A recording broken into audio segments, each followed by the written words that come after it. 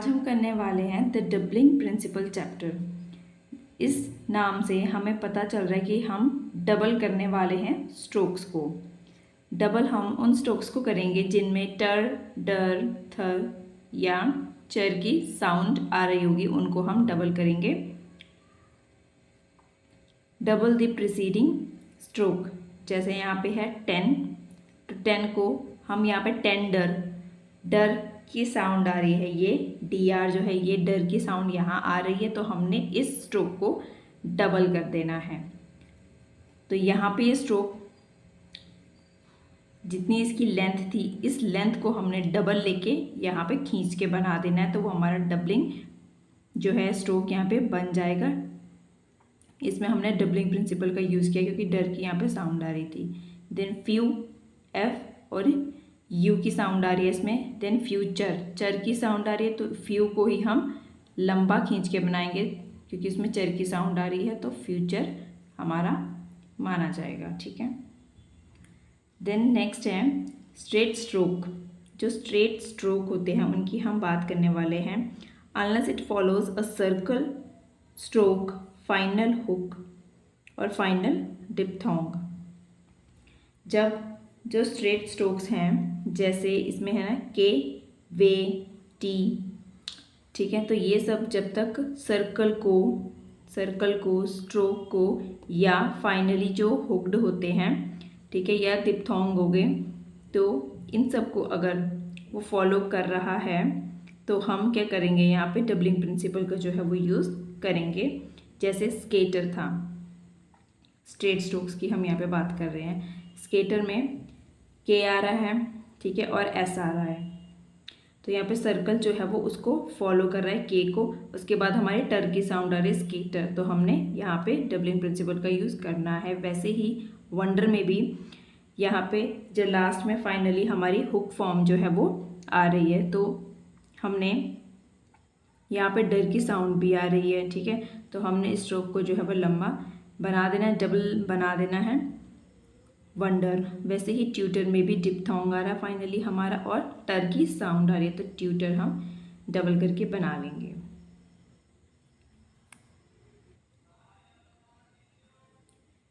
Strokes MP and NG। अब जो MP है और NG, उनकी बात हम करेंगे। इनको हम जब डबल जो है वो कब करते हैं, कब ये डबल साउंड जो है उसमें हम यूज़ कर सकते हैं। नॉट इनिशियली और फाइनली हुक्ड, जब स्टार्टिंग में या एंडिंग में हुक की फॉर्म जो है इसमें नहीं लगी हुई होगी, डबल हम उन्हें कर देंगे। MP और MB को हम करते हैं किसकी साउंड के लिए डबल करते हैं, अर की साउंड के लिए। जैसे हम यहाँ पर देख लेते हैं वर्ड, जैसे बम्प हमने बनाया यहाँ पे, MP को हम, आपको पता ही है M को जो है डार्क फॉर्म में लिखते हैं तो वो MP की साउंड देता है, हमने पहले भी किया हुआ है, ये MP और MB की साउंड देता है। तो यहाँ पर बम्प था, अब हमने बम्पर करना, अर की साउंड जो इसमें अटैच हो रही है, ठीक है, MP के साथ जो है वो अर लग रहा है, तो हम उसको डबल बना देंगे MP को, ठीक है, जिससे वो अर की साउंड भी देगा, तो बम्पर हमने यहाँ पे बनाया।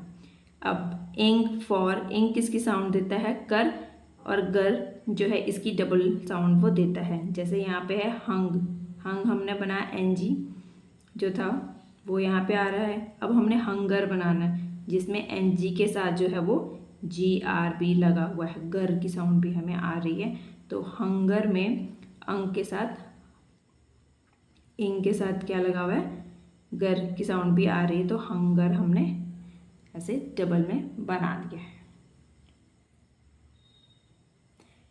आई होप अब तक आपको ये सब चीज़ें जो हैं वो समझ में आ रही होंगी कि हम यहाँ पे डबल कर रहे हैं जब हम किसी और साउंड को यहाँ पे, या तो जो कोई और साउंड है इसमें अटैच हो रही है उसके लिए, और ये साउंड आपको पता चल रही होंगी, टर, डर, अर, चर, ये वाली साउंड्स हैं, तो इनके लिए ही हम जो है यहाँ पर डबल करते हैं।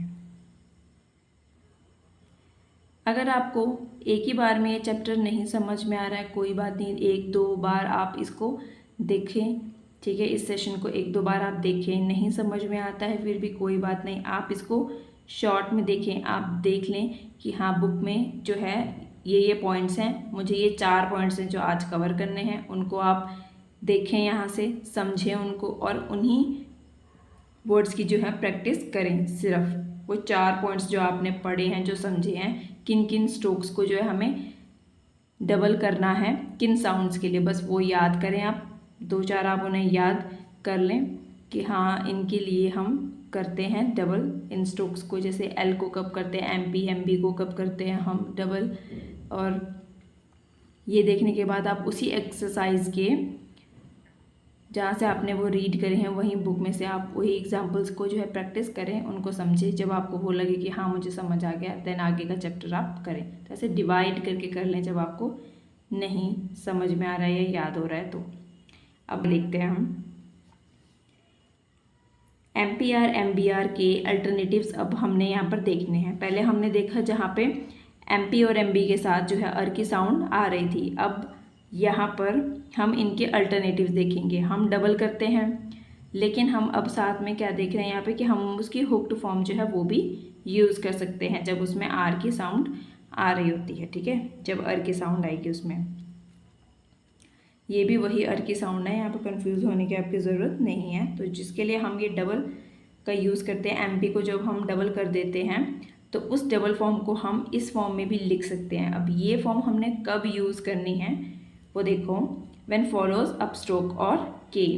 जब कोई अप स्ट्रोक को आप फॉलो कर रहे हैं या फिर के, ठीक है, उसको फॉलो किया जा रहा है, तब हम जो है ये हुक्ड फॉर्म का यूज़ करेंगे। अदरवाइज हमने जो ये डबलिंग जो फॉर्म है उसी को ही यूज़ करना है। जैसे यहाँ पे देखो आप अंबर, अंबर में MB और R की साउंड आ रही है ना, अंबर। तो हमने यहाँ पे डबलिंग जो है वो लगाया। यहाँ पर जो अंबर है इसमें अप स्ट्रोक आ रही थी पहले, है ना। L जो है एक अप स्ट्रोक है, तो यहाँ पे स्ल करके आ गया, तो स्लम बर आया। तो इसीलिए यहाँ पर हमने डबलिंग ना करते हुए यहाँ पे हुक्ड फॉर्म का यूज़ किया, क्योंकि अप स्ट्रोक आ रहा था पहले। अगर के भी आ रहा होता जैसे कंबर, ठीक है, तो अगर कंबर भी आ रहा होता तो हमने यहाँ पे क्या करना था,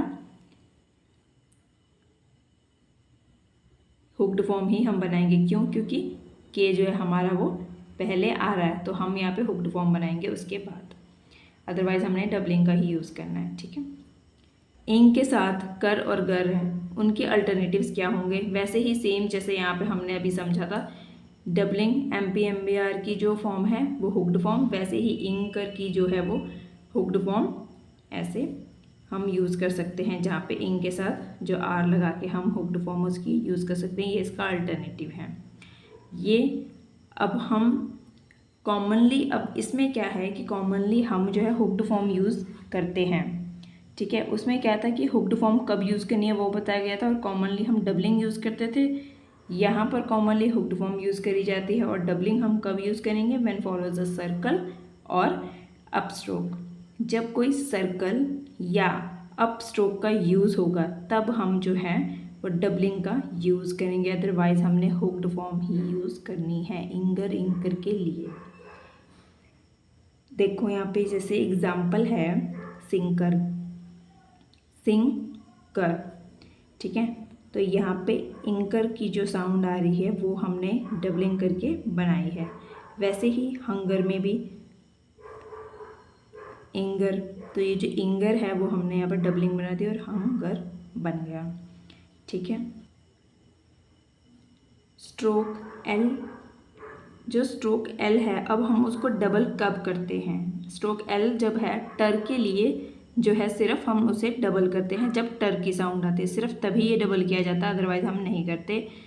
और क्या कंडीशन है? जब एल अकेला होता है, एल अकेला है और टर की साउंड दे रहा है, ठीक है, तब हम उसका यूज़ करेंगे, किसका? डबलिंग का यूज़ करेंगे। जैसे एल के साथ अगर कोई और स्ट्रोक आ रही है तब हम नहीं करते। अगर एल कि अकेले स्ट्रोक की जो आवाज़ आ रही है और टर की आवाज़ आ रही है तब हम उसमें जो है डबलिंग का यूज़ करेंगे। अगर उसका प्लूरल भी बन रहा है, इस तरीके से आप इसे याद कर सकते हैं, एस लगा हो अगर उसके साथ लास्ट में, तब भी हम इसका यूज़ कर सकते हैं। जैसे लेटर है या लेटर्स, उसका ही प्लूरल है, ठीक है, मतलब यहाँ पे एल,